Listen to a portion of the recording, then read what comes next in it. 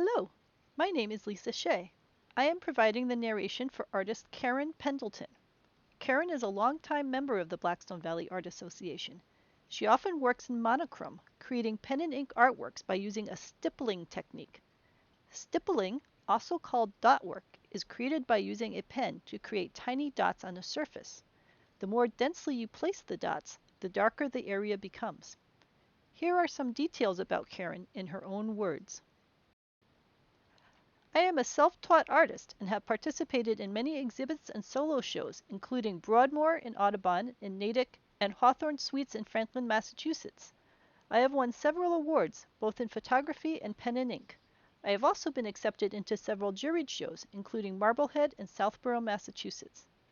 My love of nature's forms and shapes inspires me to photograph and draw them in pen and ink. The contrast between black and white intrigues me.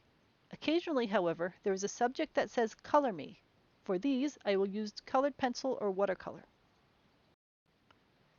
Karen has 5 works of art in this BVAA monochrome show. The first artwork shows the remnants of the Burnett Mill fire in Uxbridge, Massachusetts. The Burnett Mill was originally built as the Capron Mill in 1920. The very first power looms for wool were used in this mill. Uxbridge had a worldwide reputation for its cashmere wool. It was even featured in a 1953 edition of Time magazine. As the mill industry faded, this location became a vibrant multi-use facility with antique stores, dance classes, artist studios, and more.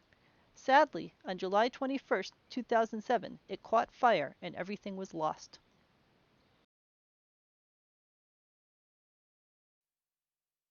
The second artwork shows the General W. F. Draper statue, located in Draper Park in Milford, Massachusetts. This statue was created out of Milford pink granite by sculptor Courtney Pollock. It was dedicated in 1912. General Draper served with the Massachusetts 25th Regiment in the Civil War.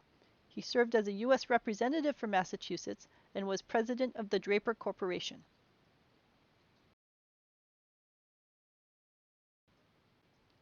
The third piece shows the Dutcher Street School in Hopedale, Massachusetts.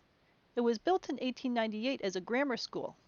In 1987, the beautiful building was converted into an apartment complex. The fourth piece is of an old Grafton and Upton railroad car in Hopedale. Back in the 1800s, travel through Massachusetts was very difficult due to the woods, the rivers, and the harsh winters.